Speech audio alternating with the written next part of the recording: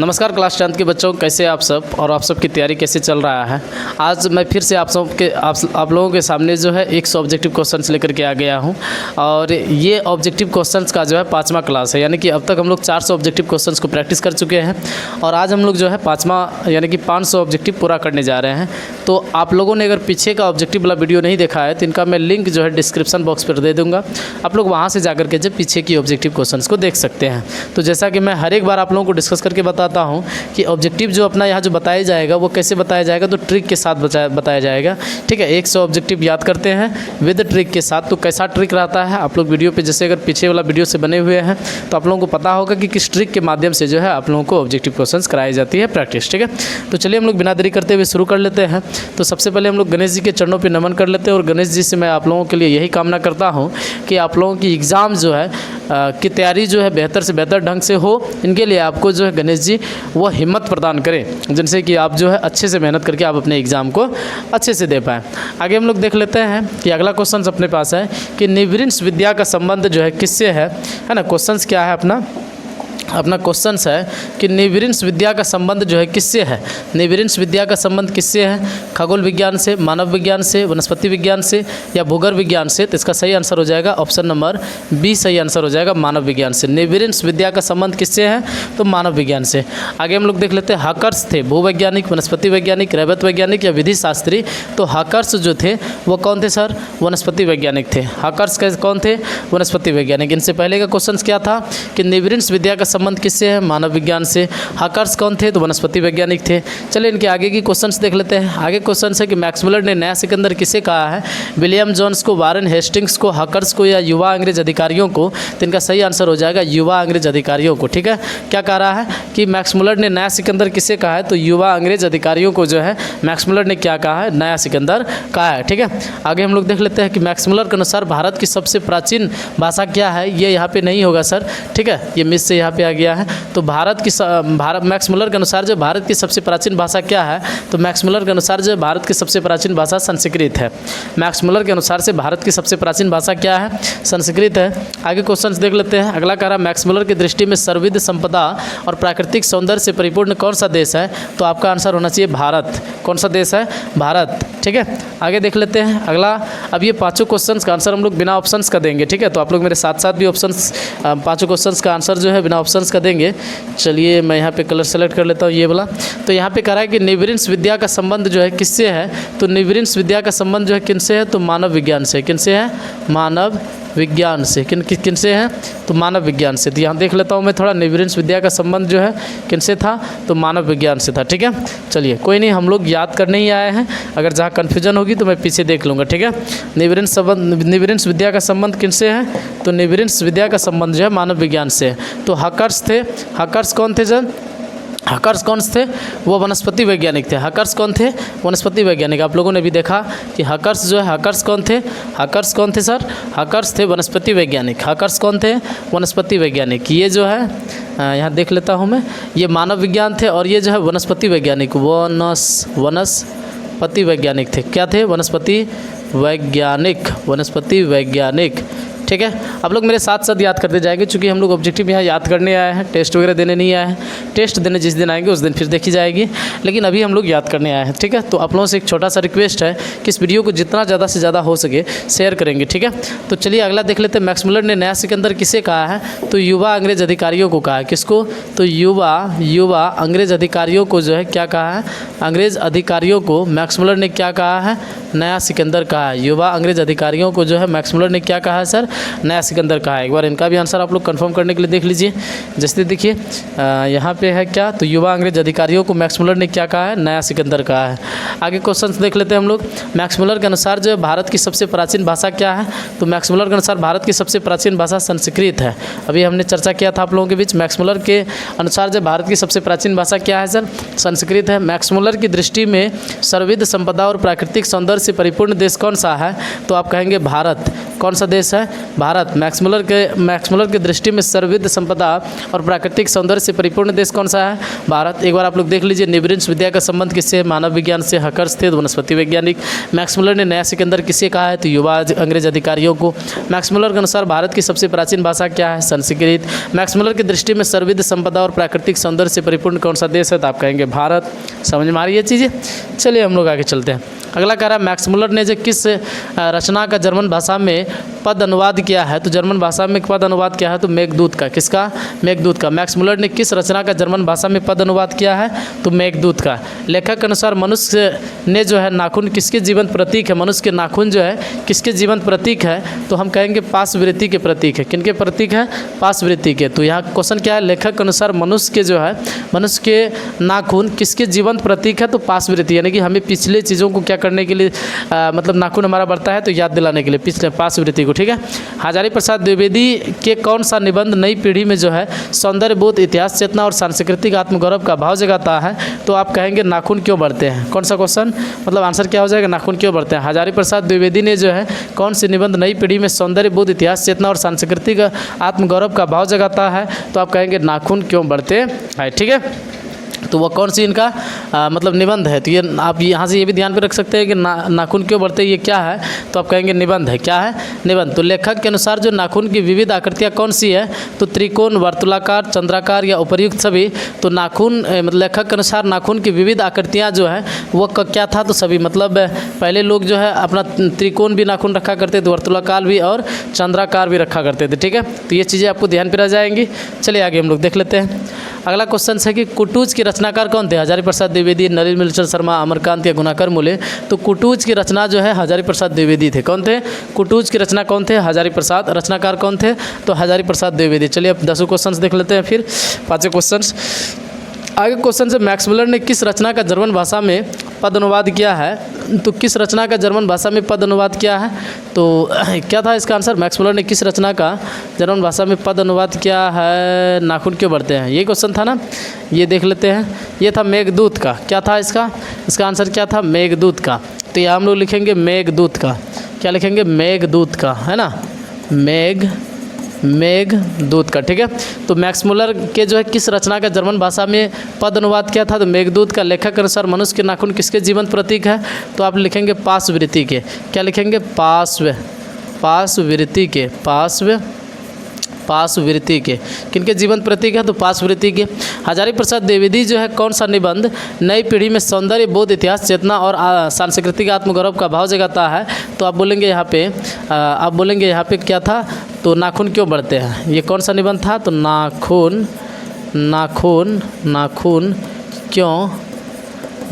क्यों बढ़ते हैं। क्या है? नाखून क्यों बढ़ते हैं। तो लेखक के अनुसार नाखून की विविध आकृतियाँ कौन सी है?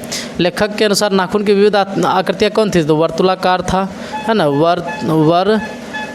क्या था? वर्तुलाकार। तो वर्तुलाकार, है ना, वर्तुलाकार। एक चंद्राकार था, है ना, चंद्राकार। एक क्या था सर? एक त्रिकोण टाइप का। ये त्रिकोण टाइप का भी था ना, देख लेते हैं। हाँ, एक त्रिकोण था, एक वर्तुलाकार था, एक चंद्राकार था, है ना। त्रिकोण, वर्तुलाकार, चंद्राकार और त्रिकोण। क्या किस आकार का था? तो त्रिकोण आकार का था। ठीक है, ध्यान पे रहेगा। तो यानी कि लेखक के अनुसार जो नाखून की विविध आकृतियाँ कौन कौन सी थी? तो वर्तुलाकार, चंद्राकार और त्रिकोण आकृति का था। ठीक है। कुटज के रचनाकार कौन है? तो कुटज के रचनाकार है हजारी प्रसाद द्विवेदी। कौन है? हजारी प्रसाद द्विवेदी। ठीक है। कुटज के रचनाकार कौन है? तो आप बोलेंगे हजारी प्रसाद द्विवेदी बोलेंगे। ठीक है। तो अब इन 6 क्वेश्चंस का आंसर हम 5 क्वेश्चंस का देख लेते हैं। जैसे कि मैक्स मुलर ने किस रचना का जर्मन भाषा में अनुवाद किया था? मेघदूत का। लेखक के अनुसार मनुष्य के नाखून किसके जीवंत प्रतीक है? तो पाशवृत्ति का। हजारी प्रसाद द्विवेदी के कौन सा निबंध जो है नई पीढ़ी में सौंदर्य बोध, इतिहास चेतना और सांस्कृतिक आत्मगौरव का भाव जगाता है? तो आप बोलेंगे नाखून क्यों बढ़ते हैं। अगर लेखक के अनुसार नाखून की विविध आकृतियाँ कैसी थी? तो वर्तुलाकार, त्रिकोण, चौकार। और कुटूज के रचनाकार कौन है? तो कुटूज के रचनाकार जो है कुटज के रचनाकार कौन थे? तो हजारी प्रसाद द्विवेदी थे। ठीक है। आगे हम लोग देख लेते हैं। मनुष्य किस ओर बढ़ रहा है? पशुता की ओर, मनुष्यता की ओर, या अस्त्र बढ़ाने की ओर, या या अस्त्र घटाने की ओर प्रस्तुत पंक्ति जो किस रचनाकार के हैं, तो आप बोलेंगे मैक्स मुलर, हजारी प्रसाद द्विवेदी की। किस रचनाकार के हैं? हजारी प्रसाद द्विवेदी के। ठीक है, मनुष्य किस ओर बढ़ रहा है पशुता की ओर, मनुष्यता की ओर, या अस्त्र बढ़ाने की ओर, या अस्त्र घटाने की ओर, तो प्रस्तुत पंक्ति किस रचनाकार के हैं, तो आप बोलेंगे हजारी प्रसाद द्विवेदी के। ठीक है, आगे हम लोग देख लेते हैं। अगला क्वेश्चन है कि विचार प्रवाह जो किस लेख की रचना है, तो विचार प्रवाह जो हजारी प्रसाद द्विवेदी की रचना है। किनकी? विचार प्रवाह जो है किसकी रचना है? हजारी प्रसाद द्विवेदी जी की है। आगे हम लोग देख लेते हैं ललित निबंध है। ललित निबंध है नाखून क्यों बढ़ते हैं। ललित निबंध क्या है? तो नाखून क्यों बढ़ते हैं। तो इनको आप इस ट्रिक से याद रख सकते हैं कि ललता नाम का लड़की जो है ना, ललता नाम का लड़की अपने नाखून में जो है, अपने नाखून में 1000 बार मतलब क्या लगाती है? अलता लगाती है। क्या लगाती है? अलता। तो आप 1000 से हजारी प्रसाद द्विवेदी याद रखेंगे, ललता से आप ललित निबंध याद रखेंगे, और ये क्या है? तो नाखून क्यों बढ़ते हैं। समझ रहे बात को? तो नाखून क्यों बढ़ते हैं आपसे पूछा जाएगा कौन सा विधा है, तो आप बोलेंगे ललित निबंध। इनके लेखक कौन है, तो आप बोलेंगे हजारी प्रसाद द्विवेदी। ठीक है, हजारी प्रसाद द्विवेदी। आगे देख लीजिए, हजारी प्रसाद द्विवेदी द्वारा जो है रचित पाठ है, तो नाखून क्यों बढ़ते हैं। हजारी प्रसाद द्वारा रचित पाठ क्या है सर? नाखून क्यों बढ़ते हैं। आगे हम लोग देख लेते हैं। अगला क्वेश्चन है नाखून प्रतीक है, तो पाशवृत्ति का प्रतीक है। नाखून किसका प्रतीक है? पाशवृत्ति का। पांचों क्वेश्चन का आंसर बिना ऑप्शंस का देख लेते हैं कि मनुष्य किस ओर बढ़ रहा है? पशुता की ओर, मनुष्यता की ओर, अस्त्र बढ़ाने की ओर, या अस्त्र घटाने की ओर। प्रस्तुत पंक्ति किस रचनाकार का है, तो आप बोलेंगे मैक्स मुलर। क्या बोलेंगे? Max Muller. किस रचनाकार के हैं? तो नहीं, हजारी प्रसाद। क्या बोलेंगे? हजारी प्रसाद द्विवेदी। मिस हो गया यहाँ पे, हजारी प्रसाद द्विवेदी जी का है। ठीक है, तो विचार प्रवाह जो किस लेख की रचना। अच्छा, मैं यहाँ थोड़ा पीछे देख लूँ, मुझे थोड़ा कन्फ्यूजन लग रही है। हजारी प्रसाद द्विवेदी। ठीक है, तो अब आगे क्वेश्चन जो है आपके पास आगे क्वेश्चन है कि विचार प्रवाह जो किस लेख की रचना है। तो विचार प्रवाह जो किस लेख की रचना है, तो आप बोलेंगे किस लेख की रचना है। तो क्या क्वेश्चन था जी इसका? विचार प्रवाह किस लेख की रचना है। 12 नंबर देख लेते हैं। विचार प्रवाह किस लेख की रचना है, तो हजारी प्रसाद द्विवेदी जी की। किनकी? हजारी प्रसाद द्विवेदी जी की। तो यहाँ लिखेंगे हजारी, है ना, हजारी प्रसाद द्विवेदी जी लिखेंगे। ठीक है, आगे ललित निबंध है, तो नाखून क्यों बढ़ते हैं। नाखून क्यों बढ़ते हैं, ये क्या है सर? ललित निबंध है। ठीक है, नाखून क्यों बढ़ते हैं, नाखून क्यों बढ़ते हैं। अगला कह रहा है कि हजारी प्रसाद द्विवेदी जो द्वारा रचित पाठ है, हजारी प्रसाद द्विवेदी द्वारा रचित पाठ क्या है, तो वही क्या कौन सा पाठ लिखा गया है, इनमें भी नाखून क्यों बढ़ते हैं, यही पाठ इनके द्वारा रचित है सर। अगला नाखून प्रतीक है, तो पाशवृत्ति का प्रतीक है। नाखून किसका प्रतीक है? पाशवृत्ति का। ये क्वेश्चन वही था ना, हजारी प्रसाद द्वारा द्विवेदी जी द्वारा जो लिखित रचना है, तो नाखून क्यों बढ़ते हैं। हम बार बार जो नाखून क्यों काटते हैं, हम बार बार नाखून क्यों काटते हैं? स्वच्छ रहने के लिए, या बर्बरता समापन हेतु, या सुंदरता के लिए, या मजबूरी से। तो हम लोग नाखून जो है बार बार क्यों काटते हैं सर? स्वच्छ रहने के लिए। किस लिए काटते हैं? या बर्बरता समाप्त। वैसे स्वच्छ रहने के लिए ये भी होगा, लेकिन आपके पाठ के अनुसार जो होगा वो बर्बरता समापन हेतु हो जाएगा। क्या हो जाएगा? बर्बरता समापन हेतु। वैसे हम स्वच्छ रहने के लिए भी नाखून को क्या करते हैं? काटते हैं। किन किन बच्चों का नाखून बड़ा है, थोड़ा हाथ निकाल के देख ले आप लोग। बड़ा है तो अगर आप स्वच्छ रहना चाहते हैं या स्वस्थ रहना चाहते हैं, तो आप लोग क्या करेंगे? आज ही जाकर के नाखून को काट लेंगे। ठीक है, तो चलिए, हम बार बार नाखून क्यों काटते हैं, तो पाठ के अनुसार से हम लोग अगर देखें तो बर्बरता समापन हेतु। क्यों काटते हैं? बर्बरता समापन हेतु। आगे देख लेते हैं कि काट दीजिए, वे चुपचाप दंड स्वीकार कर लेंगे, पर निर्लज अपराधी की भांति फिर छूटते ही सेंध पर हाजिर। तो प्रस्तुत पंक्तियाँ किस पाठ से ली गई है, तो आप बोलेंगे नाखून क्यों बढ़ते हैं। आप क्या बोलेंगे? नाखून क्यों बढ़ते हैं। ठीक है, आगे देख लेते हैं। अगला क्वेश्चन, हजारी प्रसाद द्विवेदी ने जो है किसके बहाने अत्यंत सहज शैली में सभ्यता और संस्कृति की विकास का था उद्घाटित कर दिखाया है, तो आप बोलेंगे नाखून। किनके सहारे? नाखून के द्वारा, है ना। क्या कह रहा है कि हजारी प्रसाद द्विवेदी ने किसके बहाने, यानी किसके बहाने जो है, किसके बहाने अत्यंत सहज शैली में सभ्यता और संस्कृति की विकास गाथा उद्घाटित कर दिखाई है, तो आप क्या बोलेंगे? नाखून के सहारे। किनके सहारे? नाखून के सहारे। ठीक है, आगे देख लेते हैं। हजारी प्रसाद द्विवेदी किस विश्वविद्यालय में जो है प्रोफेसर व प्रशासनिक पद पर रहे थे, तो हजारी प्रसाद द्विवेदी जी जो है वो सभी विश्वविद्यालय में, जैसे कि काशी हिंदू विश्वविद्यालय में, शांति निकेतन विश्वविद्यालय में, है ना, चंडीगढ़ विश्वविद्यालय में, या इनमें से सभी। तो यहाँ जो है ना, इतना मुझे एग्जैक्ट अभी ध्यान पे नहीं है, लेकिन वो शांति निकेतन विश्वविद्यालय मेरे ख्याल से होना चाहिए। तो वैसे आपका बुक के अनुसार जो है, जिस बुक से हमने इस क्वेश्चंस को बनाया है वहाँ पे आपका इनमें से सभी नहीं दिया हुआ है, तो अभी इनमें से सभी ही हम लोग ले करके चलेंगे, लेकिन मेरे ख्याल से शांति निकेतन विश्वविद्यालय होना चाहिए। खैर इनको रहने देते हैं। तो किसने कहा था, अच्छा आप लोग इस क्वेश्चन का आंसर जो है पता करके कमेंट बॉक्स में ज़रूर कमेंट करके बताइएगा। अगला करा, किसने कहा था कि सब पुराने अच्छे नहीं होते और सब नए खराब नहीं होते? तो किसने कहा था? तो मैक्स मुलर ने कहा था, हजारी प्रसाद द्विवेदी जी ने कहा था, स्वामी विवेकानंद ने कहा था, या कालिदास ने कहा था? तो कालिदास जी ने ऐसा कहा था कि सब पुराने जो है अच्छे नहीं होते और सब नए खराब मतलब सब नए खराब नहीं होते। तो ये ऐसा किसने कहा था? तो कालिदास जी ने कहा था। ठीक है, ध्यान पे रहेगा इतना बातें आप लोगों को। आगे हम लोग देख लेते हैं कि हम बार बार नाखून क्यों काटते हैं। हाँ, बर्बरता समापन हेतु हम लोग बार बार नाखून क्यों काटते हैं? बर्बरता समापन हेतु। काट दीजिए, वे चुपचाप दंड स्वीकार कर लेंगे, पर निर्लज अपराधी की भांति फिर सेंध छूटते ही सेंध पर हाजिर। तो प्रस्तुत पंक्तियाँ जो किस पाठ से हैं? तो आप बोलेंगे नाखून क्यों बढ़ते हैं। अब क्या बोलेंगे? नाखून क्यों बढ़ते हैं। हजारी प्रसाद द्विवेदी जी ने जो है किसके बहाने अत्यंत सहज शैली में सभ्यता और संस्कृति की विकास गाथा उद्घाटित कर दिखाई है? तो किसके बहाने? तो नाखून के बहाने जो है सभ्यता और संस्कृति की, है ना, संस्कृति की विकास की गाथा जो उद्घाटित कर क्या करी है? दिखाई है। आगे देखिए कि हजारी प्रसाद द्विवेदी किस विश्वविद्यालय में प्रोफेसर एवं प्रशासनिक पद पर रहे थे? तो इनका आंसर शायद मेरे ख्याल से शांति निकेतन ही होना चाहिए। आप लोग वैसे कमेंट बॉक्स में एक बार कमेंट करके बता दीजिएगा। किसने कहा था कि सब पुराने अच्छे नहीं होते और सब नए खराब नहीं होते? तो ऐसा किसने कहा था? तो कालिदास जी ने कहा था। ठीक है, ध्यान में रहेगा। चलिए आगे देख लेते हैं। सुंदर आचरण से किसका नाश होता है? तो आप बोलेंगे कुलक्षण का। सुंदर आचरण से किसका नाश होता है? कुलक्षण का। फटाफट हम लोग देख लेते हैं किसकी रक्षा विशेष रूप से होनी चाहिए? तो स्त्रियों की रक्षा जो है विशेष रूप से होनी चाहिए। आगे हम लोग देख लेते हैं धृतराष्ट्र किसके प्रश्नों का समुचित उत्तर देता है? तो विदुर के प्रश्नों का समुचित उत्तर देता है। आगे हम लोग देख लेते हैं प्रश्नों के मतलब प्रश्न उत्तर के रूप में जो है कौन ग्रंथ है? तो प्रश्न उत्तर के रूप में जो है कौन सा ग्रंथ है? तो विदुर नीति। कौन सा ग्रंथ है? तो विदुर नीति। ठीक है, आगे हम लोग देख लेते हैं कि क्षमा किसे मारता है? क्षमा किसे मारता है? तो क्रोध को मारता है। क्षमा किसे मारता है? क्षमा जो है क्रोध को मारता है। ठीक है, आगे हम लोग देख लेते हैं सुंदर आचरण से किसका नाश होता है? तो अलक्षण का। किसकी रक्षा विशेष रूप से होनी चाहिए? स्त्री की। धृतराष्ट्र किसके प्रश्नों का समुचित उत्तर देता है? तो विदुर के। और प्रश्नोत्तर के रूप में कौन सा ग्रंथ है? तो विदुर नीति। और क्षमा किसे मारता है? तो क्षमा जो है किसे मारता है? तो क्रोध को मार देता है। ठीक है, आगे हम लोग देखते हैं कि मृजिया यानी कि उपटन से किसकी रक्षा होती है? तो आप बोलेंगे रूप की। मृजिया या उपटन से किसकी रक्षा होती है? रूप की। आगे क्वेश्चन देख लेते हैं नीति श्लोक का पाठ जो महाभारत के किस पर्व से संकलित है? तो आप बोलेंगे उद्योग पर्व से। कौन सा पर्व से संकलित है? उद्योग पर्व से। आगे हम लोग देख लेते हैं कि परम तृप्ति देने वाली क्या है? तो परम तृप्ति देने वाली विद्या है। परम तृप्ति देने वाली क्या है? विद्या है। ठीक है, रूप की रक्षा किससे होती है? तो रूप की रक्षा जो मृजिया से होती है। किनसे होती है? मृजिया से। मंदाकिनी नदी किस पर्वत के निकट बहती है? तो आप बोलेंगे चित्रकूट पर्वत के निकट क्या करती है? बहती है। मंदाकिनी नदी जो है किस पर्वत के निकट बहती है? तो आप बोलेंगे चित्रकूट पर्वत के निकट क्या होती है? बहती है। आगे हम लोग देख लेते हैं कि मृजिया यानी उपटन से किसकी रक्षा होती है? तो आप बोलेंगे रूप की रक्षा होती है। किसकी रक्षा होती है? रूप की। नीति श्लोका पाठ महाभारत के किस पर्व से संकलित है? तो किस पर्व से संकलित है? तो आप बोलेंगे कौन सा पर्व था जी? एक मिनट देख लेते हैं कौन सा पर्व से संकलित है। किस पर्व से? तो उद्योग पर्व से। कौन सा पर्व से संकलित है? उद्योग पर्व से। तो यहाँ हम लोग लिखेंगे उद्योग पर्व। क्या लिखेंगे?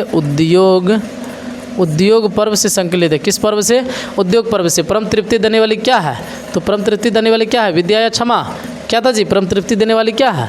परम तृप्ति देने वाली जो है शायद विद्या है। परम तृप्ति देने वाली क्या है? परम तृप्ति देने वाली क्या है? तो विद्या है। रूप की रक्षा किससे होती है? रूप की रक्षा किससे होती है? तो आप बोलेंगे मृजिया से। रूप की रक्षा किससे होती है? मृजिया से, है ना। रूप की रक्षा किससे होती है? तो मृजिया से। ठीक है, आगे हम लोग देख लेते हैं।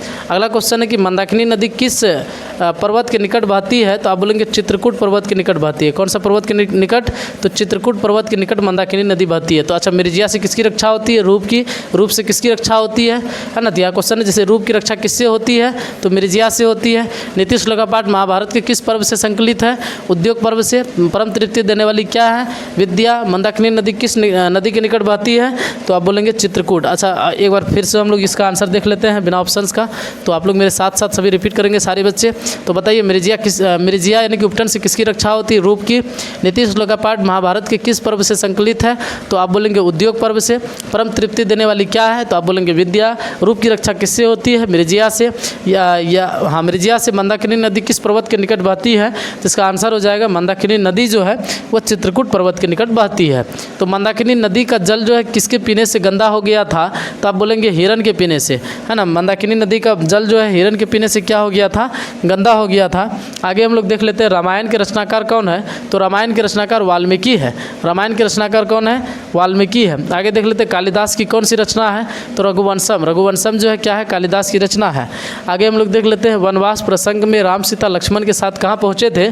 तो वनवास प्रसंग में राम सीता लक्ष्मण के साथ जो है चित्रकूट पहुँचे थे। कहाँ पहुँचे थे? चित्रकूट पहुँचे थे। ठीक है, आगे हम लोग देख लेते हैं कि राम किसे संबोधित करते हुए मंदाकिनी नदी का वर्णन करते हैं? तो सीता को संबोधित करते हुए। किनको? सीता को। बिना ऑप्शंस का देख लेते हैं कि जैसे मंदाकिनी नदी का जल जो किसके पीने से गंदा हो गया था? तो आप बोलेंगे हिरण के पीने से। किनके पीने से? हिरण के पीने से। रामायण के रचनाकार कौन है? तो रामायण के रचनाकार वाल्मीकि है। कौन है? वाल्मीकि, है ना। रामायण के रचनाकार कौन है? वाल्मीकि है। कालिदास की कौन सी रचना है? तो मेघदूतम कालिदास की रचना है। मेघदूतम ही था ना जी। देख लेते हैं एक बार कालिदास की रचना मेघदूतम। तो यहाँ पे रघुवंशम। कालिदास की कौन सी रचना है? मेघदूतम नहीं, रघुवंशम। ध्यान पे रखेंगे। यहाँ पे क्या हो जाएगा सर? यहाँ हो जाएगा रघुवंशम। ठीक है, कालिदास की कौन सी रचना है? रघुवंशम। वनवास प्रसंग में राम सीता लक्ष्मण के साथ कहाँ पहुँचे थे? तो आप बोलेंगे चित्रकूट पहुँचे थे। कहाँ पहुँचे थे? चित्रकूट पहुँचे थे। अगला कह रहा राम किसे संबोधित करते हुए मंदाकिनी नदी का वर्णन कर रहे हैं? तो सीता। किनको संबोधित करते हुए? सीता को संबोधित करते हुए। ठीक है, चलिए तो आगे हम लोग देख लेते हैं कालिदास ने किस नदी का वर्णन किया है? तो आप बोलेंगे मंदाकिनी नदी का वर्णन। कालिदास ने किस नदी का वर्णन किया है? तो मंदाकिनी नदी का वर्णन, है ना। कालिदास ने किस नदी का वर्णन किया है? मंदाकिनी नदी का वर्णन किया है। ठीक है, मंदाकिनी नदी का वर्णन किया है। अगला कहा कि कालिदास जो है रामायण से कौन सा पाठ संकलित है? वाल्मीकि रामायण से कौन सा पाठ संकलित है? तो इसका हो जाएगा मंदाकिनी वर्णम। वाल्मीकि रामायण से कौन सा पाठ संकलित है? तो मंदाकिनी वर्णम। मंदाकिनी वर्णम पाठ में जो है किस नदी का वर्णन है? तो आप बोलेंगे गंगा नदी का। किस नदी का वर्णन है? गंगा नदी का। आगे देख लेते हैं कि चित्रकूट स्थित गंगा का वर्णन जो है किस पाठ में है? तो आप बोलेंगे मंदाकिनी वर्णम। किस पाठ में है? मंदाकिनी वर्णम। आगे देखते हैं रमणीयानी तीर्थयानी किंग संजयंती। रमणीय तीर्थ क्या उत्पन्न कर रहे हैं? तो आप बोलेंगे रति को। किसको उत्पन्न कर रहे हैं? रति को। ठीक है, बिना ऑप्शंस का देख लेते हैं कि कालिदास ने किस नदी का वर्णन किया? तो आप बोलेंगे मंदाकिनी। किस नदी का वर्णन किया? तो गंगा नदी का। वाल्मीकि जो रामायण से कौन सा पाठ संकलित है? मंदाकिनी वर्णम। कौन सा पाठ संकलित है? तो मंदाकिनी वर्णम। कौन सा पाठ संकलित है? मंदाकिनी वर्णम। मंदाकिनी वर्णम जो है पाठ में किस नदी का वर्णन है? तो आप बोलेंगे गंगा नदी का वर्णन है। ठीक है, अच्छा चित्रकूट स्थित गंगा का वर्णन जो है किस पाठ में है? तो आप बोलेंगे मंदाकिनी वर्णम में। अगला रमणीयानी तीर्थयानी किंग जयंती रमणीय तीर्थ क्या उत्पन्न कर रहे हैं? तो क्या उत्पन्न कर रहे हैं? तो आप बोलेंगे रति को उत्पन्न कर रहे हैं। किसको उत्पन्न कर रहे हैं? रति को उत्पन्न कर रहे हैं। ठीक है, अच्छा चित्रकूट स्थित गंगा का वर्णन जो किस पाठ में है? मंदाकिनी वर्णम। ठीक है, चित्रकूट स्थित गंगा का वर्णन किस पाठ में है? सॉरी, यहाँ पे मंदाकिनी वर्णम हो जाएगा। यहाँ क्या हो जाएगा? मंदाकिनी वर्णम। अगला है रमणीयानी तीर्थयानी किंग जयंती। रमणीयानी तीर्थ क्या उत्पन्न कर रहे हैं? तो यहाँ हो जाएगा रति को उत्पन्न कर रहे हैं। यहाँ पे हो जाएगा रति को। ठीक है, तो थोड़ा उल्टा पुल्टा हो गया, इसको थोड़ा आप लोग मैनेज कर लीजिएगा। ठीक है, मैनेज क्या करना है हमने तो सही करके बता ही दिया।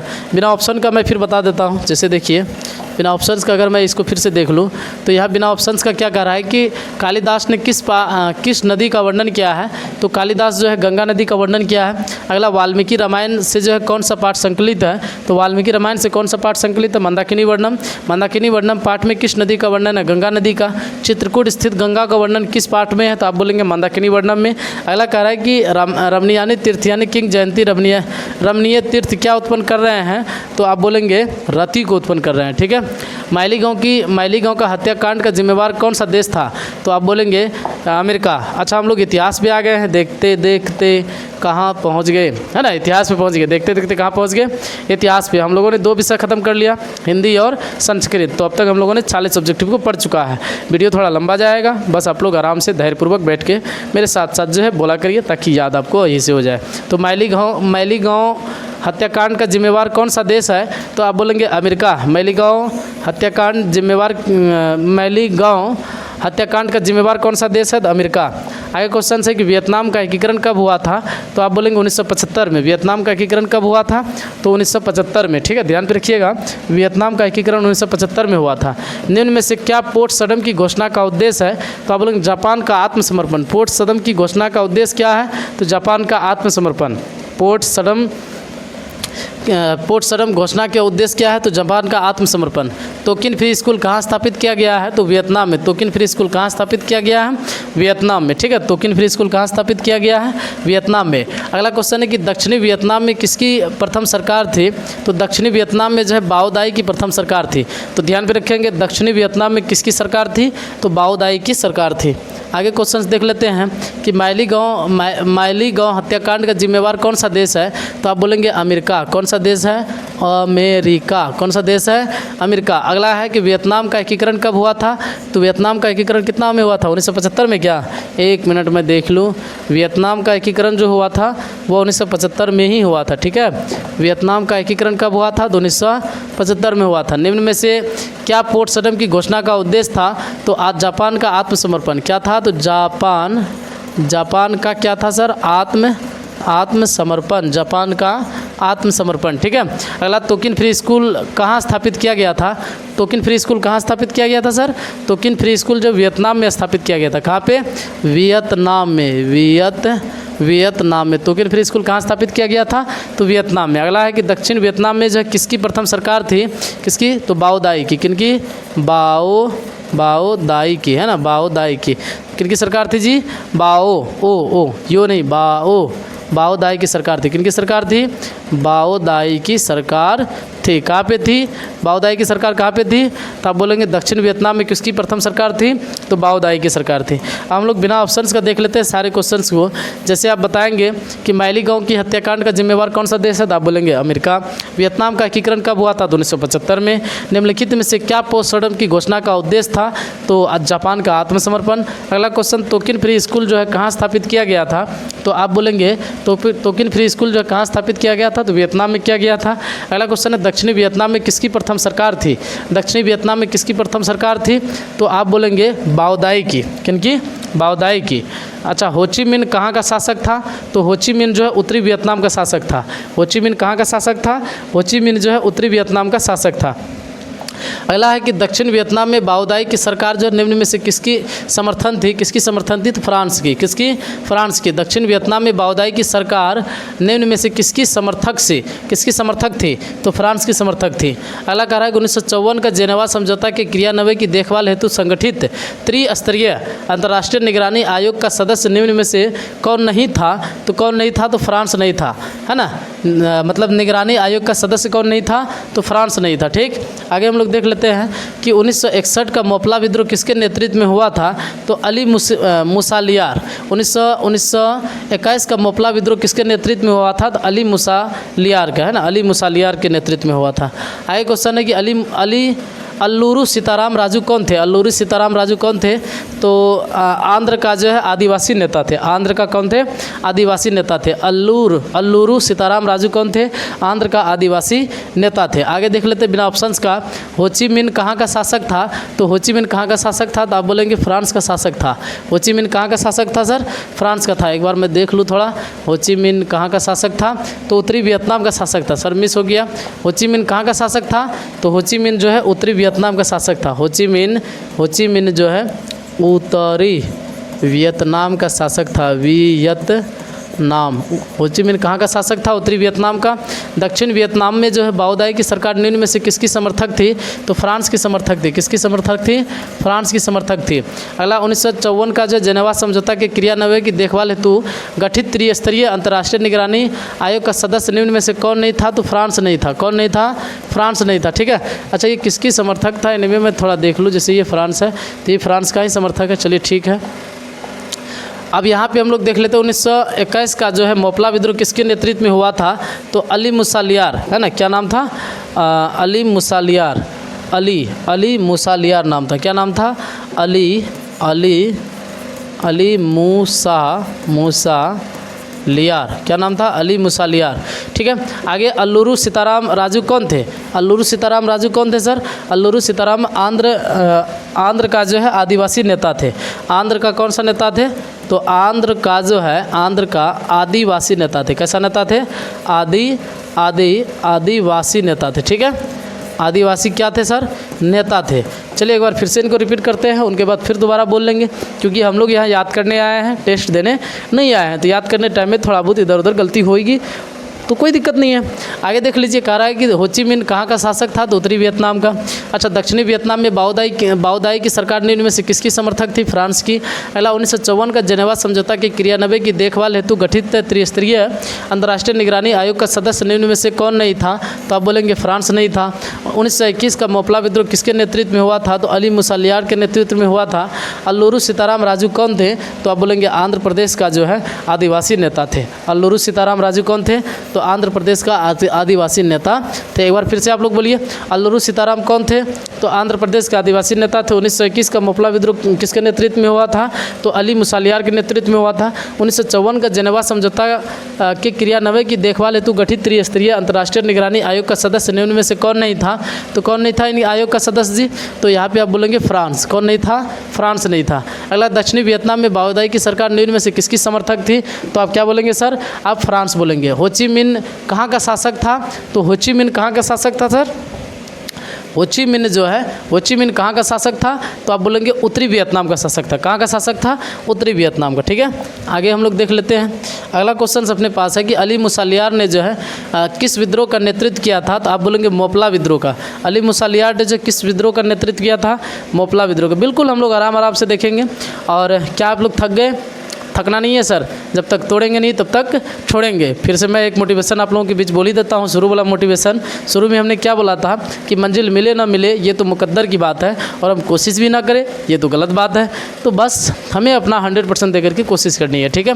तो अली मुसालियार ने जो है किस विद्रोह का नेतृत्व किया था? तो मोपला विद्रोह का नेतृत्व किया था। आगे है रंपा विद्रोह कब हुआ था? तो रंपा विद्रोह 1916 में हुआ था। याद रखेंगे, रंपा विद्रोह कब हुआ था? तो रंपा विद्रोह जो है 1916 में हुआ था। रंपा विद्रोह कब हुआ था? तो 1916 में। हिंद स्वराज पुस्तक के लेखक कौन थे? हिंद स्वराज पुस्तक के लेखक जो है महात्मा गांधी थे। कौन थे? महात्मा गांधी। हिंद स्वराज पुस्तक के लेखक कौन थे सर? महात्मा गांधी थे। आगे हम लोग देख लेते हैं, और सहयोग आंदोलन का प्रस्ताव कांग्रेस के किस अधिवेशन में पारित हुआ था? तो सितंबर 1920 कलकत्ता। सितंबर 1920 कलकत्ता। और सहयोग आंदोलन का प्रस्ताव कांग्रेस के किस अधिवेशन में पारित हुआ था? तो आप बोलेंगे सितंबर 1920 कलकत्ता। सितंबर 1920 कलकत्ता। आगे देख लेते हैं, महात्मा गांधी ने किस पत्रिका का संपादन किया था? तो आप बोलेंगे यंग इंडिया। किस पत्रिका का संपादन किया था सर?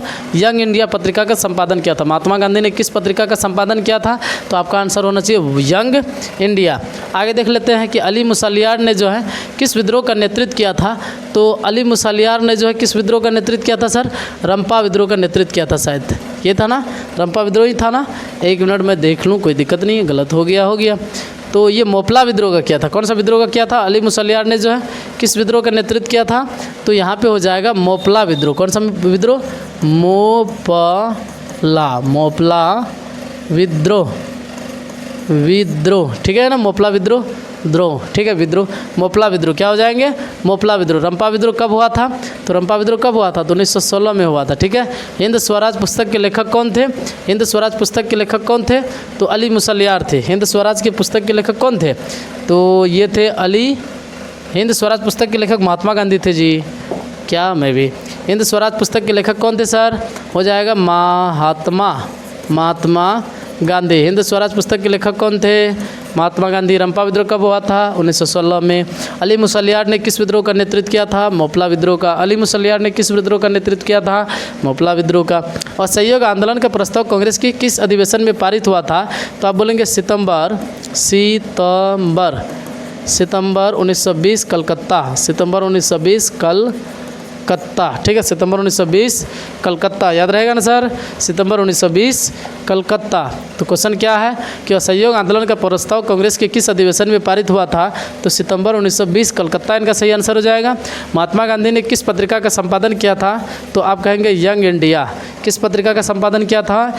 यंग इंडिया, ठीक है। एक बार मैं बिना ऑप्शंस का आप लोगों को बोल देता हूँ, आप लोग टेंशन नहीं लीजिए, ठीक है। यहाँ हम लोग याद करने आए हैं, जब तक होगा नहीं तब तक हम लोग छोड़ेंगे नहीं। तो वही कह रहा है कि अली मुसलियार ने जो किस विद्रोह का नेतृत्व किया था?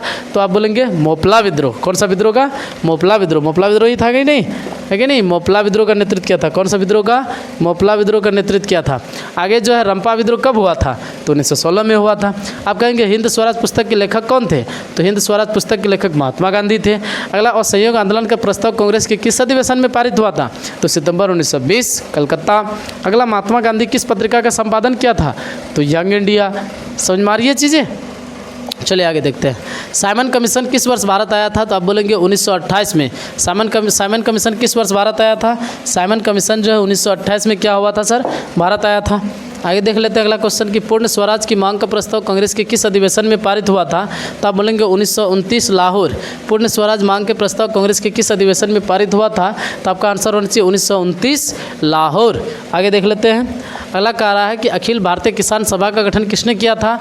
तो अखिल भारतीय किसान सभा का गठन लखनऊ 1936, यानी कि कहाँ और कब हुआ था? तो लखनऊ में हुआ था और 1936 में हुआ था। अखिल भारतीय किसान सभा का गठन कहाँ और कब हुआ था? तो लखनऊ में हुआ था और 1936 पे हुआ था, याद रखेंगे। आगे क्वेश्चन है कि राष्ट्रीय स्वयं सेवक संघ की स्थापना कब और किसने किया था? तो राष्ट्रीय स्वयं सेवक संघ का स्थापना जो के.वी. हेडगेवार ने किया था। कौन किया था? के.वी. हेडगेवार ने किया था। राष्ट्रीय स्वयं सेवक संघ की स्थापना कौन किया था? के.वी. हेडगेवार ने किया था। आगे देख लेते हैं, भारतीय राष्ट्रवाद के उदय का सबसे प्रमुख कारण क्या था? भारतीय राष्ट्रवाद के उदय का सबसे प्रमुख कारण था अंग्रेजी शासन के विरुद्ध असंतोष। अंग्रेजी शासन के विरुद्ध असंतोष, ठीक है, ध्यान पे रखेंगे। भारतीय राष्ट्रवाद के उदय का सबसे प्रमुख कारण क्या था? अंग्रेजी शासन के विरुद्ध असंतोष, ठीक। अगला, साइमन कमीशन किस वर्ष भारत आया था? तो साइमन कमीशन किस वर्ष भारत आया था सर? बताइए किस वर्ष भारत आया था? मेरा तो ध्यान से उतर गया, मैं देख लेता हूँ। साइमन कमीशन किस वर्ष भारत आया था? तो 1928 में आया था, ध्यान पे रखिएगा, 1928 में, ठीक है, 1928 में साइमन कमीशन किस वर्ष भारत आया था? तो यहाँ मैं लिख देता हूँ ताकि कोई दिक्कत ना हो। 1928 पे भारत आया था। अगला कह रहा है पूर्ण स्वराज की मांग का प्रस्ताव कांग्रेस के किस अधिवेशन में पारित हुआ था? तो आप लिखेंगे 1919 अक्टूबर लाहौर, यही था ना? 1919 अक्टूबर लाहौर, 1929 लाहौर, 1929 लाहौर, क्या लिखेंगे? 1929, यहाँ लिखेंगे 1929 लाहौर, 1929 लाहौर, ठीक है। पूर्ण स्वराज मांग के प्रस्ताव कांग्रेस के किस अधिवेशन में पारित हुआ था? तो 1929 लाहौर। अखिल भारतीय किसान सभा का गठन कब और कहाँ हुआ था? तो अखिल भारतीय किसान सभा का गठन कब और कहाँ हुआ था? तो ये कब और कहाँ हुआ था? तो ये हुआ था, ये कहाँ चले गया ऑब्जेक्टिव, ये कब हुआ था? और ये हो गया था 1929 लाहौर हो गया। यहाँ पे लखनऊ 1936, लखनऊ 1936, ये क्या है? लखनऊ 1936। चलिए फिर से आप लोग तीनों क्वेश्चंस बोलिए बिना ऑप्शंस का। साइमन कमीशन किस वर्ष भारत आया था? तो आप बोलेंगे 1928 में। पूर्ण स्वराज की मांग का प्रस्ताव कांग्रेस के किस अधिवेशन में पारित हुआ था? तो आप बोलेंगे 1929 लाहौर पे। अगला कह रहा अखिल भारतीय किसान सभा का गठन कब और कहाँ हुआ था? तो लखनऊ 1936 पे। कहाँ हुआ था? लखनऊ और 1936 पे हुआ था। राष्ट्रीय स्वयं सेवक संघ की स्थापना कब और किसने किया था? तो राष्ट्रीय स्वयं सेवक संघ की स्थापना कब और किसने किया था? तो किसने किया था? के.वी. हेडगेवार ने किया था और 1925 पे किया था, है ना। के.वी. लिख देते हैं। के.वी. हेडगेवार कितना में किया था? तो 25 में भी देखिए ना, सारा क्वेश्चन याद हो जाएगा, टेंशन मत लीजिए, ठीक है। अगला कह रहा है भारतीय राष्ट्रवाद के उदय का सबसे प्रमुख कारण क्या था। भारतीय राष्ट्रवाद के उदय का सबसे प्रमुख कारण था अंग्रेजी शासन के विरुद्ध असंतोष। यहाँ खाली अंग्रेजी शासन के विरुद्ध असंतोष लिख दीजिए ना, ध्यान पे आ जाएगा। अंग्रेजी शासन के विरुद्ध असंतोष, अंग्रेजी शासन के विरुद्ध असंतोष, ठीक। एक बार देख बोलिए आप लोग, साइमन कमीशन भारत किस वर्ष आया था, तो आप बोलेंगे साइमन कमीशन भारत कब आया था। 1928 में पूर्ण स्वराज की मांग का प्रस्ताव कांग्रेस के किस अधिवेशन में पारित हुआ था। 1929 लाहौर पे। अखिल भारतीय किसान सभा का गठन किसने और मतलब गठन जो है कहाँ और कब हुआ था, तो लखनऊ 1936 पे हुआ था। अखिल भारतीय किसान सभा का गठन जो है कहाँ पे हुआ था, लखनऊ में। कब हुआ था, 1936 में हुआ था। राष्ट्रीय स्वयं सेवक संघ की स्थापना कब और किसने किया था, तो आप बोलेंगे के.बी. हेडगेवार 1925, के.बी. हेडगेवार 1925। भारतीय राष्ट्रवाद के उदय का सबसे प्रमुख कारण क्या था, तो आप बोलेंगे अंग्रेजी शासन के विरुद्ध असंतोष। अब चलिए मैं इसको इरेज करके बताता हूँ, इरेज करके मैं बता देता हूँ, अपने ध्यान पे आ जाएगा, ठीक है। बताइए साइमन कमीशन किस वर्ष भारत आया था, 1928 पे। पूर्ण स्वराज के मांग का प्रस्ताव कांग्रेस के किस अधिवेशन में पारित हुआ था, 1929 लाहौर पे। अखिल भारतीय किसान सभा का गठन कब और कहाँ हुआ था, तो लखनऊ में हुआ था। और कब हुआ था, तो 1916 में हुआ था। लखनऊ में 1936 पे हुआ था। अच्छा एक मिनट मैं इसका देख लूँ, लखनऊ 1936 है क्या, लखनऊ लखनऊ लखनऊ लखनऊ लखनऊ लखनऊ 1936 पे हुआ था, ठीक है, ध्यान पे रखेंगे, लखनऊ 1936 पे। आगे आगे क्वेश्चन इसी में देख लेंगे। तो राष्ट्रीय स्वयं सेवक संघ की स्थापना कब और किसने किया था, तो राष्ट्रीय स्वयं सेवक संघ की स्थापना के.बी. हेडगेवार ने किया था। और कब किया था, तो के.बी. हेडगेवार जी ने कब किया था, तो 1925 ईस्वी में किया था। कब किया था, 1925 ईस्वी में। भारतीय राष्ट्रवाद के उदय का सबसे प्रमुख कारण क्या था, भारतीय राष्ट्रवाद के उदय का सबसे प्रमुख कारण था अंग्रेजी शासन के विरुद्ध असंतोष। क्या था, अंग्रेजी शासन के विरुद्ध असंतोष। आगे देखिए वास्तविक सूर्योदय और, अच्छा हम लोगों ने अब तक हम लोगों ने कितना ऑब्जेक्टिव पढ़ लिया सर, अब तक हम लोगों ने 60 ऑब्जेक्टिव पढ़ लिया, यानी कि हिंदी, संस्कृत और सोशल साइंस में, ठीक है। समझ में आ रही है चीज़ें। आगे हम लोग देख लेते हैं। आगे कह रहा है कि वास्तविक सूर्योदय और आभासी सूर्योदय के बीच जो लगभग कितने समय का अंतर होता है, तो आप बोलेंगे 2 मिनट का अंतर होता है। कितने मिनट का अंतर होता है, 2 मिनट का अंतर होता है, ठीक है।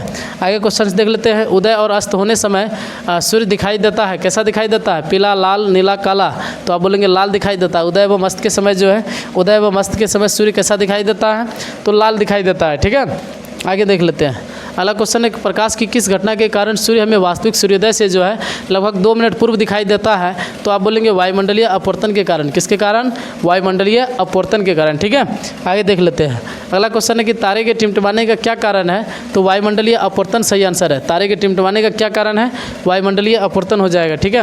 आगे देख लेते हैं। तारों का टिमटिमाना प्रकाश की किस घटना को दर्शाता है, तो प्रकाश के अपवर्तन की घटना को दर्शाता है। किसकी, प्रकाश के अपवर्तन की घटना को। बिना ऑप्शंस का देख लेते हैं कि वास्तविक सूर्योदय और सूर्यास्त के समय जो है लगभग कितने समय का अंतर होता है, तो आप बोलेंगे 2 मिनट का अंतर होता है। कितने मिनट का, 2 मिनट का। तो उदय और अस्त होते समय जो है सूर्य दिखाई देता है, कैसा दिखाई देता है, तो आप बोलेंगे लाल दिखाई देता है। प्रकाश किस घटना के कारण सूर्य हमें जो वास्तविक सूर्योदय से लगभग 2 मिनट पूर्व दिखाई देता है, तो आप बोलेंगे वायुमंडलीय अपवर्तन के कारण, ठीक है, वायुमंडलीय अपवर्तन के कारण। तारे के टिमटिमाने का प्रमुख कारण क्या है, तो यहाँ भी वही हो जाएगा, वायुमंडलीय अपवर्तन।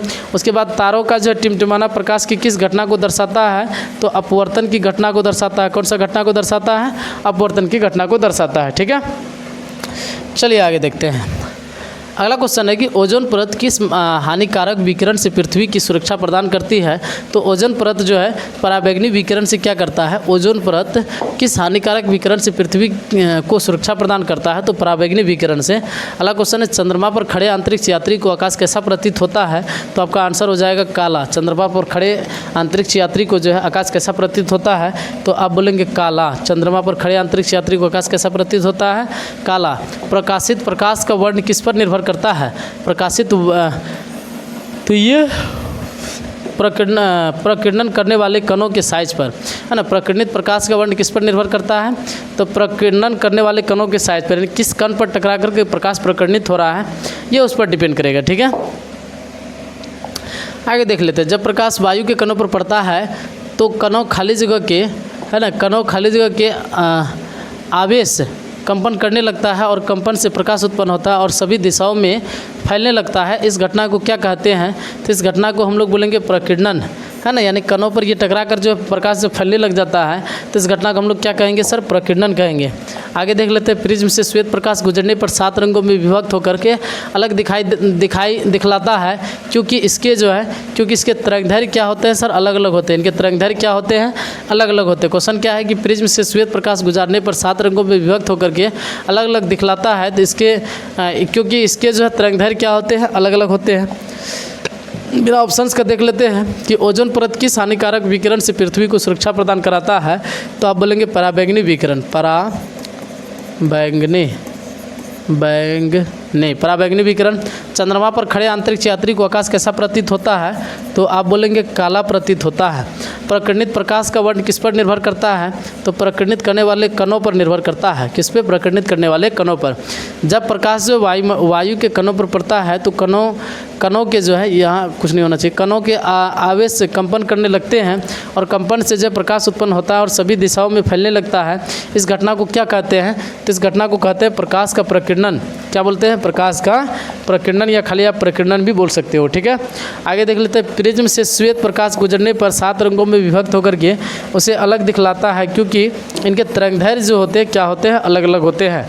क्योंकि इनके तरंगदैर्घ्य जो होते हैं वो क्या होते हैं, अलग अलग होते हैं। ठीक है, आगे देख लेते हैं अगला क्वेश्चन कि पराबैंगनी प्रकाश यानी कि तरंगदैर्घ्य जो अत्यंत कम में वस्तुओं को देखता है, तो यहाँ पे हो जाएगा पराबैंगनी प्रकाश में जो है वस्तुओं को देखना कठिन होता है। पराबैंगनी, हाँ ठीक है, पराबैंगनी यानी कि तरंगदैर्घ्य अत्यंत कम रहता है। पराबैंगनी प्रकाश का जो है तरंगदैर्घ्य क्या रहता है, अत्यंत कम रहता है, जिनके कारण किसी भी वस्तुओं को देखना क्या हो जाता है सर, थोड़ा कठिन हो जाता है। क्या हो जाता है, कठिन हो जाता है। ठीक है, आगे देख लेते हैं कि कोलाइडी कणों द्वारा प्रकाश के प्रकीर्णन को कहा जाता है, तो टिंडल प्रभाव कहते हैं। कोलाइडी कणों द्वारा प्रकाश के प्रकीर्णन को क्या कहा जाता है, टिंडल प्रभाव कहा जाता है। आगे देख लेते हैं कि अति सूक्ष्म कण किस तरह के प्रकाश को प्रकीर्णित करता है, तो नीला प्रकाश को। अति सूक्ष्म कण जो रहता है वो किस प्रकार के प्रकाश को प्रकीर्णित करता है, तो आप बोलेंगे नीला प्रकाश को। किस प्रकाश को, नीला प्रकाश को। आगे देखते हैं कि आकाश नीला क्यों दिखता है, तो आप बोलेंगे धूल कणों और जलवाष्प से रहित होने के कारण। धूल कणों और जलवाष्प से रहित होने के कारण आकाश कैसा दिखता है, तो नीला दिखता है। आगे क्वेश्चन है कि यदि प्रकीर्णन करने वाले कणों के साइज बहुत अधिक हो तो प्रकीर्णित प्रकाश होगा, तो क्या होगा, श्वेत होगा। यानी कि कणों का साइज जब काफ़ी ज़्यादा अधिक रहेगा तो प्रकीर्णित प्रकाश का रंग क्या हो जाएगा सर, श्वेत हो जाएगा। ठीक है, आगे हम लोग देख लेते हैं बिना ऑप्शंस का कि पराबैंगनी प्रकाश खाली जगह, मतलब पराबैंगनी प्रकाश जो होता है उनका तरंगदैर्घ्य बहुत कम होता है, तो वस्तुओं को देखने में क्या होता है सर, काफ़ी मतलब कठिनाई होती है। कोलाइडी कणों द्वारा जो प्रकाश के प्रकीर्णन को कहा जाता है, टिंडल प्रभाव कहा जाता है। और अति सूक्ष्म कण जो है किस तरह के प्रकाश को प्रकीर्णित करता है, तो अति सूक्ष्म कण जो किस तरह के प्रकाश को प्रकीर्णित करता है, तो कम तरंगदैर्घ्य वाले को। देख लेते हैं इनका, धूल कणों और जलवाष्प से रहित होता है, ये हो गया है ना, नीला प्रकाश को। कौन सा प्रकाश को, नीला प्रकाश को। सॉरी यहाँ मिस हो गया, आप लोग थोड़ा ध्यान दीजिएगा कि अति सूक्ष्म कण जो किस तरह के प्रकाश को प्रकीर्णित करता है, तो आप बोलेंगे नीला प्रकाश को। किस तरह के प्रकाश को, नीला प्रकाश को। अगला है कि आकाश नीला क्यों दिखता है, क्योंकि आकाश नीला क्यों दिखता है, क्योंकि वहाँ पे जो है धूल कण और जलवाष्प की मात्रा क्या रहती है, उपस्थित रहती है। यही रीजन था ना, धूल कण और जलवाष्प क्या रहता है ना, उसमें मतलब रहता है, रहित का मतलब वही होता है। आकाश नीला क्यों दिखता है, तो धूल कण और जलवाष्प के रहित होने के कारण। उसके बाद यदि प्रकीर्णन करने वाले कणों के साइज बहुत अधिक होता है तो प्रकीर्णित प्रकाश होगा, है ना, प्रकीर्णित प्रकाश होगा। कैसा होगा, श्वेत हो जाएगा। ठीक है, आगे देख लेते हैं, जब सूर्य का प्रकाश जो वायुमंडल से गुजरता है तो वायु के सूक्ष्म कण किस रंग के प्रकाश को अति प्रबलता से प्रकीर्णित करता है, तो नीला रंग के प्रकाश को क्या करता है, अधिक प्रबलता से जो है क्या करता है, प्रकीर्णित करता है। ठीक है, ध्यान में रहेगा ये चीज़ें। आगे देख लेते हैं, किस वर्ण का तरंगदैर्घ्य सबसे अधिक होता है, तो लाल रंग का तरंगदैर्घ्य जो होता है वो सबसे अधिक होता है। किस रंग का तरंगदैर्घ्य सबसे अधिक होता है, लाल रंग का। वायुमंडल में कौन सा वर्ण जो अधिक प्रकीर्णन करता है, तो नीला रंग जो है सबसे अधिक प्रकीर्णन करता है। ठीक है, आगे फिर देख लेते हैं कि वायुमंडल में प्रकाश के किस वर्ण का प्रकीर्णन अधिक होता है, तो आप बोलेंगे पीला रंग का प्रकीर्णन सबसे अधिक होता है। वायुमंडल में किस रंग का प्रकाश का प्रकीर्णन सबसे अधिक होता है, तो पीला होगा कि नीला होगा सर, यहाँ पे नीला होना चाहिए ना, नीला हो जाएगा बी। ओ सॉरी, यहाँ पे उल्टा पुल्टा हो गया, ये नीला होगा, ये पीला नहीं होगा। ठीक है, क्या हो जाएगा? नीला। नीला रंग का प्रकटन क्या होता है? सबसे अधिक होता है, तब ना आकाश में नीला दिखता है जी। चलिए आगे देख लेते हैं। अगला क्वेश्चन है कि तरंगदैर्घ्य को समानांतर व्यक्त किया जाता है तो एंगस्ट्रम या स्पेक्ट्रम बोल सकते हैं, यहाँ पे स्पेक्ट्रम होगा। तरंगदैर्घ्य को किसके द्वारा मतलब दिखाया जाता है? तो स्पेक्ट्रम के द्वारा जो है व्यक्त किया जाता है, स्पेक्ट्रम के द्वारा। किसके द्वारा है ना? स्पेक्ट्रम, पोएकर ट्रम, स्पेक्ट्रम। ठीक है, लिखा है ना? अच्छा चलिए ठीक है। तो यहाँ पे क्या कर रहा है? तरंगदैर्घ्य को समानांतर व्यक्त किया जाता है किनके द्वारा? तो स्पेक्ट्रम के द्वारा। अब देखिए फिजिक्स का भी क्वेश्चंस खत्म हो गया, अब लास्ट मैथ बचा हुआ है, थोड़ा सा धैर्य बना के रखिए, उनको भी खत्म करते हैं। अगला जो है, जब सूर्य का प्रकाश जब वायुमंडल से गुजरता है तो वायु के सूक्ष्म कण किस रंग जो है किस रंग के प्रकाश को अधिक प्रबलता से प्रकटित करता है? तो आप बोलेंगे नीला रंग के प्रकाश को। किस रंग को? नीला। किस रंग का तरंगदैर्घ्य सबसे बड़ा होता है? तो लाल रंग का तरंगदैर्घ्य सबसे बड़ा होता है, सबसे ज़्यादा होता है उसका तरंगदैर्घ्य। वायुमंडल में कौन सा वर्ण अधिक प्रकटित करता है? तो नीला रंग सबसे अधिक प्रकटित करता है, ध्यान में रखिएगा। वायुमंडल में प्रकाश के किस वर्ण का प्रकटन अधिक होता है? अच्छा, वायुमंडल में कौन सा वर्ण अधिक प्रकटित होता है? नीला।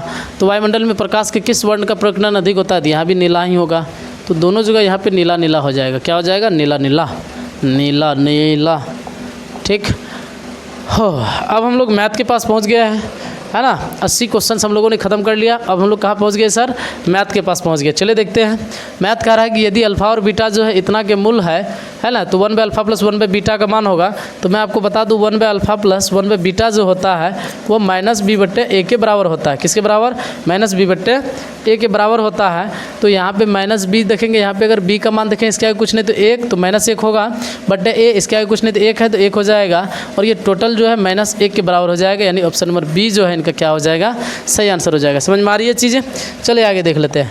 अगला क्वेश्चन है कि बहुपद इतना के मूलों का गुणनफल होगा, तो मूल पहले निकालना पड़ेगा तब उनका गुणनफल निकालेंगे, या मूलों का गुणनफल मतलब अल्फा × बीटा, तो c बट्टे क्या होता है सर? a होता है। तो c का मान यहाँ कितना है? c का मान यहाँ 1 है, a का मान यहाँ आप देख रहे हैं कितना है? तो 4 है, तो 1/4, यानी कि ऑप्शन नंबर कितना हो जाएगा सर? इनका c जो है सही आंसर हो जाएगा। ठीक है, आगे देख लेते हैं।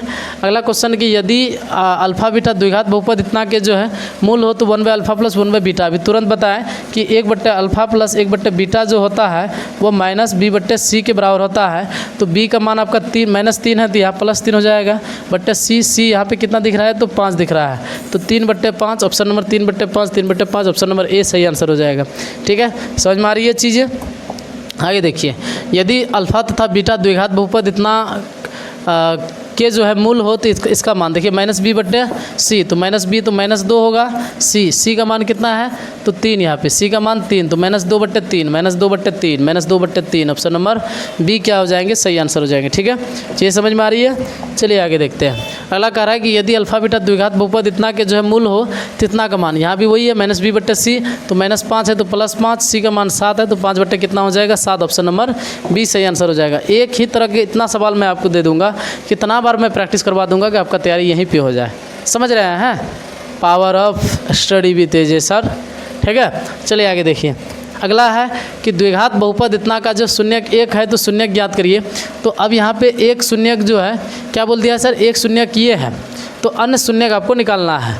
तो एक शून्यक क्या है सर? एक शून्यक 1 है, तो एक बैठाने के बाद जो है देख रहे हैं कि 0 आना चाहिए सर, है कि नहीं? तो त्रिघात बहुपद इतना का मतलब शून्यक जो है 1 है, तो अन्य शून्यक निकालिए। तो यहाँ सर आपको बैठा करके चेक करना पड़ेगा। सबसे पहले तो ये 1 हुआ, अब ये 3 बैठा के देखते हैं कि ये होता है कि नहीं। मेरे ख्याल से हो जाना चाहिए, क्योंकि यहाँ 1 हुआ, एक यहाँ पे 3, तो ऐसा एक यहीं पे दिख रहा है और कहीं दिख नहीं रहा है।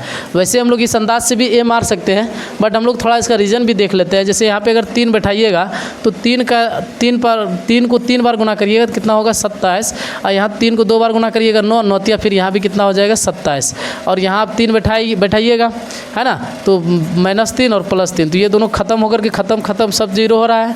तो वैसे भी ऑप्शन नंबर आपका ए क्या हो रहा है? सही आंसर हो रहा है। समझ रहे हैं बातों को? चलिए आगे देखते हैं।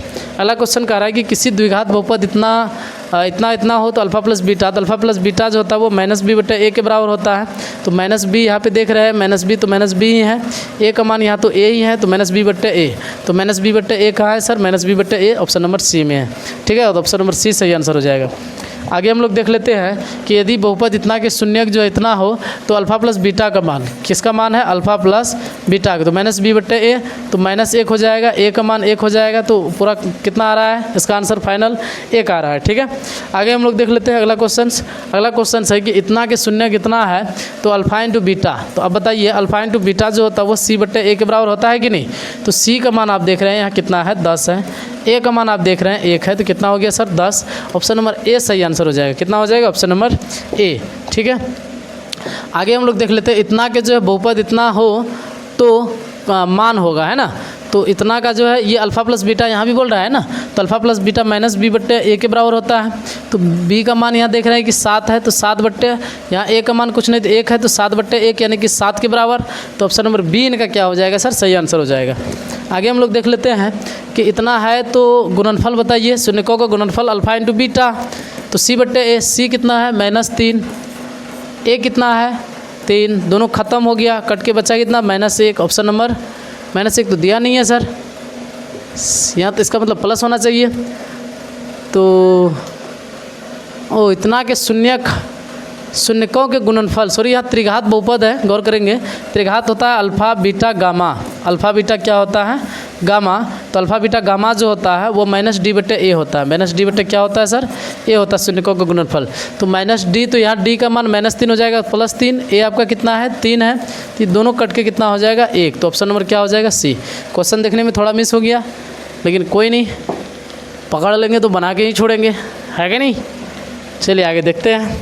अगला क्वेश्चन अपने पास है, एक द्विघात बहुपद इतना के मूलों का योगफल और गुणनफल जो क्रमशः 2 तथा -15 है तो द्विघात बहुपद होगा, तो फॉर्मूला द्विघात बहुपद निकालने का x² minus alpha plus beta, तो अल्फ़ा प्लस बीटा तो ये मूलों का योगफल जो बोल रहा है, तो ये मूलों का योगफल 2 दे दिया है, इंटू एक्स फिर माइनस या प्लस अल्फ़ा बीटा, तो अल्फ़ा बीटा यहाँ कितना है दिया सर, गुणनफल मतलब वही होता है सर, तो ये अल्फ़ा इंटू बीटा दिया, तो ये कितना हो जाएगा -15 हो जाएगा, तो x² माइनस 2x माइनस कितना हो जाएगा 15, तो x² minus 2x minus 15, option number D जो है इनका क्या हो जाएगा, सही आंसर हो जाएगा। ठीक है, और थोड़ा सा बचा हुआ है, थोड़ा धैर्य रखिए। यदि बहुपद इतना के शून्यक अल्फ़ा बीटा हो तो अल्फ़ा इंटू बीटा, तो यही होगा गुणनफल अल्फ़ा इंटू बीटा, तो सी बट्टे ए के बराबर, तो सी अपने पास कितना है सर 5 है, ए अपने पास कितना है 1, तो 5 बट्टे 1 यानी कि 5 हो जाएगा इनका सही आंसर, ऑप्शन नंबर क्या हो जाएगा सर, बी सही आंसर हो जाएगा। ए है कि बी है जी, ए है। आगे देख लेते हैं कि यदि बहुपद इतना के शून्य कितना हो तो अल्फ़ा बीटा का मान बोल रहा है ना, ओहो, तो ये आपको चेक करना पड़ेगा सर कि ये दोनों बराबर है कि नहीं है यहाँ पे, तो alpha plus beta minus B बट्टे ए होता है और अल्फ़ा इंटू बीटा सी बट्टे ए होता है, तो ये दोनों तो वैसे ही ख़त्म हो रहा है, और बचा बी, तो बी का मान यहाँ -6 है बराबर, सी का मान तो यहाँ -6 है ही, ये दोनों बराबर हो गया, तो मतलब ऑप्शन नंबर ए ही सही आंसर हो जाएगा, बाकी और कोई नहीं होगा, आप लोग करके चेक कर सकते हो अपने से। आगे देख लेते हैं हम लोग। आगे क्वेश्चन है कि यदि बहुपद इतना त्रिघात बहुपद का एक शून्यक हो तो इसके अन्य 2 शून्यक ज्ञात करिए, तो इनका कह रहा है कि ये 2 शून्यक यहाँ पे दे रखा है कि नहीं, तो त्रिघात बहुपद का एक शून्यांक हो तो इनके अन्य 2 शून्यंकों को ज्ञात करिए, तो यहाँ पे आपका 2 शून्यंक दे दिया है, त्रिघात बहुपद इतना का एक शून्यंक कितना है तो 2 शून्यक, तो आप ऐसा ध्यान रखिए कि अल्फ़ा बीटा गामा में जो है, अल्फ़ा बीटा गामा मान लीजिए आपको अल्फ़ा दे दिया है, तो ये अल्फ़ा बीटा हो गया, तो ये अल्फ़ा बीटा आप ऐसा मान लीजिए कि जैसे अल्फ़ा बीटा गामा में मान लीजिए आप गामा दे दिया, तो आपको बचा क्या था अल्फ़ा बीटा, तो अल्फ़ा बीटा जो होता है वो क्या होता है माइनस बी बट्टे ए के बराबर होता है कि नहीं होता है, तो माइनस बी बट्टे ए यानी कि ऑप्शन नंबर डी जो है इनका क्या हो जाएगा, सही आंसर हो जाएगा, क्योंकि जब एक शून्यक निकल गया तो 2 शून्यक बचा, 2 द्विघाती होगा, तो अब 2 शून्यकों के बीच जो संबंध जो होता है उनका गुणाक अल्फ़ा इंटू बीटा बराबर, तो वो क्या होता है माइनस बी बट्टे ए होता है, तो माइनस बी बट्टे ए ऑप्शन नंबर डी में दिख रहा है, तो ऑप्शन नंबर डी इनका सही आंसर हो जाएगा। आगे देख लेते हैं, यदि बहुपद इतना के मूल बराबर परंतु विपरीत चिन्ह के हो तो क्या होगा, मूल बराबर है, मूल यानी कि अल्फ़ा बराबर अगर x है तो बीटा बराबर भी x होगा, लेकिन चिन्ह विपरीत होगा, कहने मतलब वो प्लस होगा तो ये माइनस होगा, तो फिर कह रहा है कि a का मान होगा, तो a आप ऐसे निकाल सकते हैं कि अल्फ़ा प्लस बीटा बराबर क्या होता है माइनस बी बट्टे ए होता है, तो अल्फ़ा का मान आपने x माना, बीटा का -x माना, और b जो है आपका यहाँ -a है, और a जो है आपका यहाँ कुछ नहीं तो 1 है, तो ये दोनों ख़त्म, तो a बराबर यहाँ क्या निकल रहा है सर, ए बराबर यहाँ क्या निकल रहा है 0 निकल रहा है, ए बराबर क्या हो जाएगा 0, तो ऑप्शन नंबर क्या हो जाएगा डी इनका सही आंसर हो जाएगा। ठीक है, ए बराबर 0, तो ऑप्शन नंबर डी इनका सही आंसर हो जाएगा। ठीक, आगे हम लोग देख लेते हैं, किसी त्रिघात बहुपद इतना के एक शून्यक 3 हो तो बाकी शून्यक क्या होंगे, एक शून्यक कितना दे रखा है सर 3 दे रखा है, तो बाकी शून्यक क्या हो जाएगा, तो आप क्या करेंगे, एक शून्यक दे दिया तो बाकी शून्य का आप क्या करेंगे, यहाँ से निकाल लेंगे। या आप देखिए कि यहाँ पे 3 कहाँ दिख रहा है, या आप ये करिएगा कि शून्य का मान यहाँ पे बैठा करके चेक कर लीजिएगा, ठीक है। जो बैठाने के बाद जो है सारा जीरो हो जाएगा, वही उसका क्या कहलाएगा, शून्य। एक सवाल मैं आप लोगों के लिए छोड़ रहा हूँ, कमेंट बॉक्स में कमेंट करके बताएंगे। तो यदि बहुपद इतना के जो शून्य कितना हो तो अल्फा इंटू बीटा, तो अल्फा इंटू बीटा सी बट्टे ए, तो सी का मान -6, तो -6 बट्टे ए 1, तो -6 ही हो रहा है। ऑप्शन नंबर बी जो इनका सही आंसर हो जाएगा। आगे 19 नंबर देख लेते हैं। निम्न में से किस द्विघात बहुपद के शून्यकों का योगफल इतना और इतना है। तो योगफल बोल रहा है तो अल्फा प्लस बीटा, तो ये हो जाएगा। गुणनफल तो ये हो जाएगा। ऑप्शन नंबर बी इनका सही आंसर हो जाएगा, वो देख लीजिएगा आप लोग करके, ठीक है। बी ही होगा, इसमें नो डाउट। आगे आपका है कि मतलब इतना कि शून्यकों का योग, तो पहले इनको सर आप हल कर लीजिए। हल जब करेंगे तो यहाँ 2x² होगा, -5x -3 होगा, शून्यकों का योग तो अल्फा प्लस बीटा, तो -b बट्टे ए, तो ए ये -b तो प्लस हो जाएगा 5/2, तो 5/2 5/2 5/2, ऑप्शन नंबर डी इनका सही आंसर हो जाएगा, ठीक है। समझ गए बात को, चलिए। तो ये हम लोगों ने क्या किया सर, 100 ऑब्जेक्टिव का जर्नी पूरा किया। सर कहते हैं कि रास्ते जितने कठिनाइयों से भरा हुआ हो ना, सफलता उतना मज़ेदार होता है। और अगर कठिनाइयाँ आ रही है रास्तों में, तो इतना समझ जाइए कि आप सही डायरेक्शन पे चल रहे हैं, सही दिशा पे चल रहे हैं। तो परेशानी तो होंगी, 100 ऑब्जेक्टिव डिस्कस करना कहीं ना कहीं थोड़ा टॉप तो हो जाती है। मिनिमम 1 घंटा के आसपास तो समय लग ही जाता है डेली।